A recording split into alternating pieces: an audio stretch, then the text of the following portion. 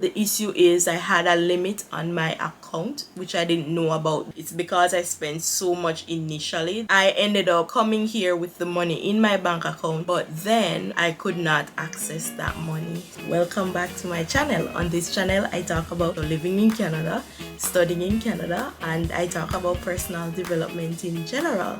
Now today I have an interesting video where I'm going to be talking about the cost of traveling to Canada. I know many times persons want to travel to Canada, but they don't actually know what the cost is, and I think many persons misinterpret how much it actually costs to travel to Canada. So today what I'll be doing is to talk about what is the cost of traveling to Canada, because cost is really the biggest thing that will hold you back. So I wrote it down. I had to pull up my receipts of some payments that I made while I was traveling to Canada, and the list that I made also includes like from application stage, so how much I spent from the application stage right back to after landing in Canada and actually getting my first apartment, so how much I spend within that time frame.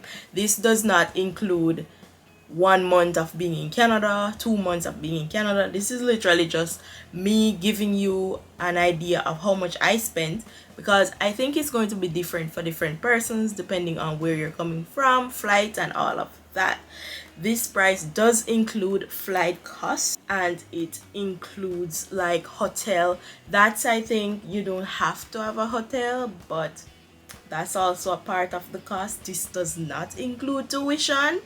This is just the study permit, biometrics, the plane fare, a charter to the airport, hotel. I stayed in a hotel for 4 nights, 5 days in total when I first came to Canada. When I total all of this up, the price just sounds ridiculous, and I'm still looking at it like, is this correct? I checked it like 3 times. It is correct, but I don't know how it ended up being this much money, but it is. The thing is, it's not like I'm paying it all at once. Like, it was, this amount was for the application fee, and then this amount was for the study permit, and then this amount was for the biometric.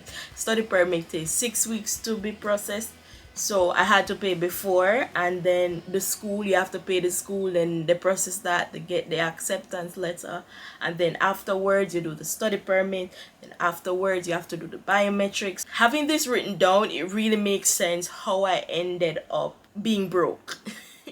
Like, how I ended up not having any money over time after being in Canada, because the amount that I spent just to get to Canada was a ridiculous amount of money. Like, if you don't have money, I don't know how on earth you'll be able to survive, like coming here with absolutely no money. I mean, there are different ways, and of course I'll go in more details on that in other videos. Okay, so the first thing I spent on is application to the school. The application to the school was $80. That's Canadian dollars. And then the study permit was $150. And then I did the biometrics. The biometrics was $85. The plane from Jamaica to Toronto was $650. That's again Canadian dollars. A charter to the airport, that's before leaving Jamaica, so the charter to that airport was $35 Canadian dollars. Again, I just did the conversion. I paid for food while I was on that layover, and that the layover was I think about 12 hours or 13 hours layover, so it was overnight that I was staying. So I bought both breakfast and dinner, and that total came to $30. And then I stayed at a hotel when I got to Charlottetown.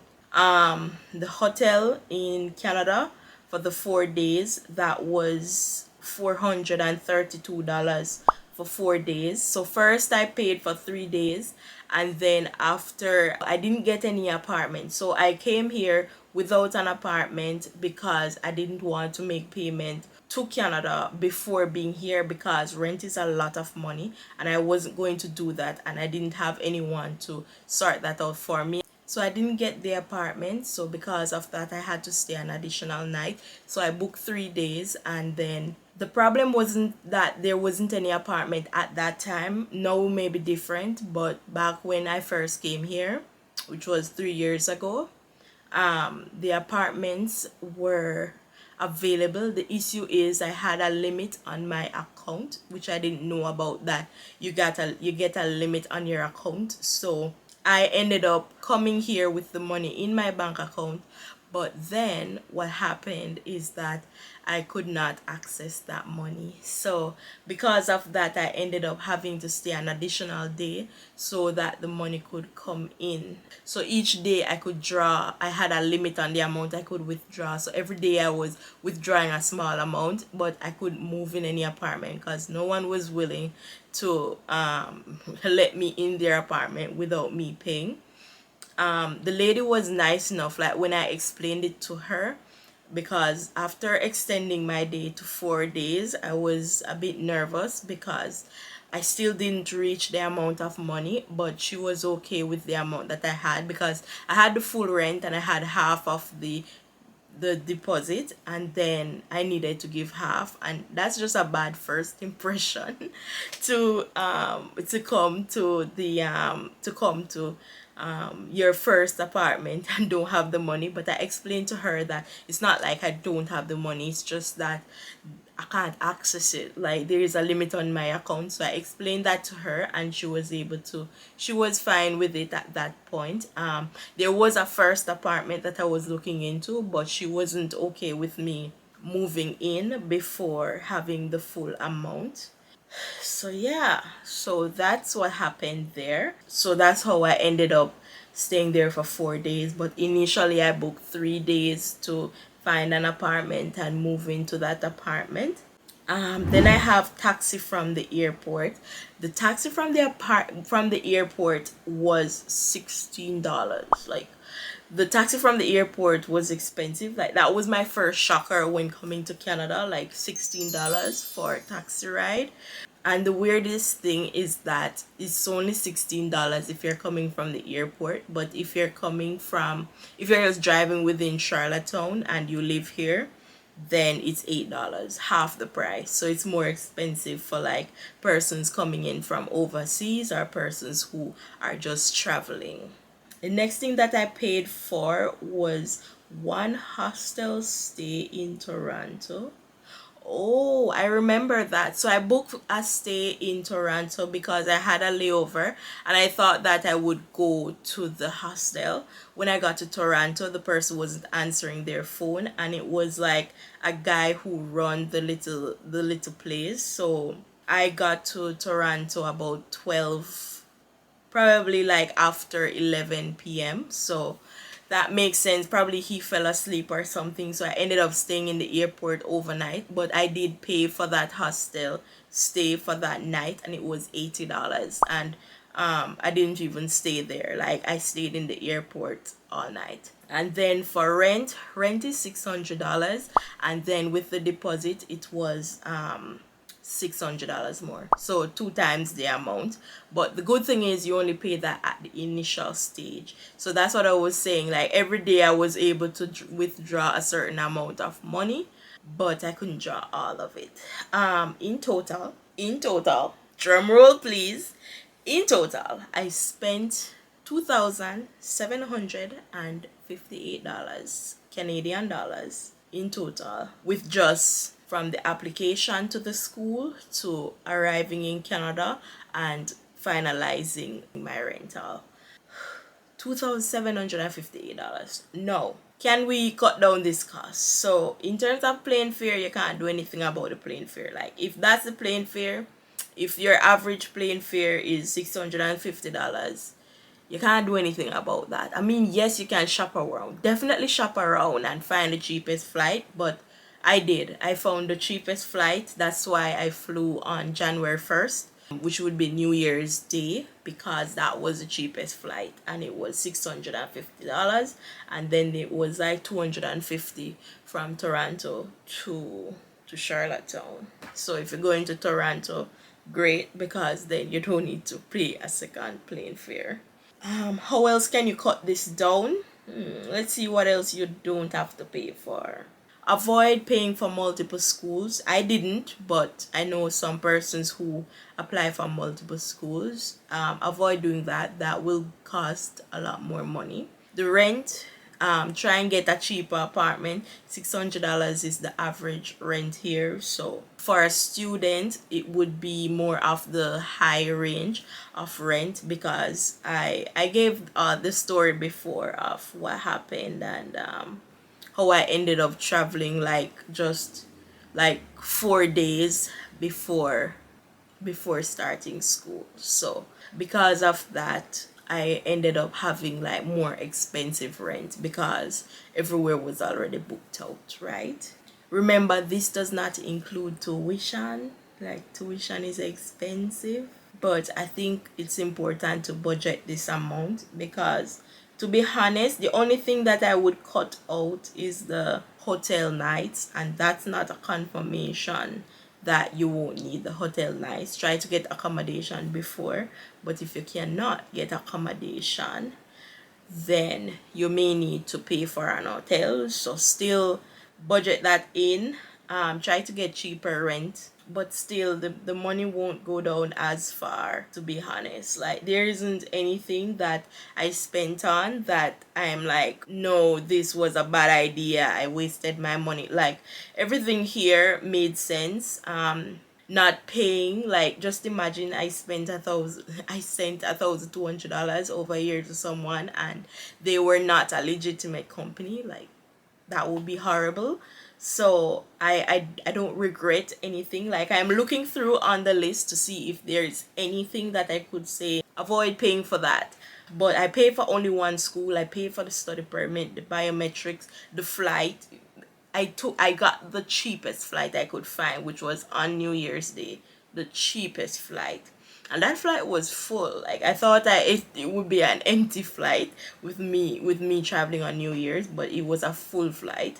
The only thing I would say is to try and sort out coming to school early. So don't just decide 4 months before school that you're going to apply to a school like I did. But my story is a bit different, because I could have just lengthened down the time, but I chose to come earlier because I saw that it was possible. When I checked the processing time, I was like, okay, I could apply and get through in time. So that is why I decided, okay, I'll just go through and come to Canada. But there isn't anything that I regret.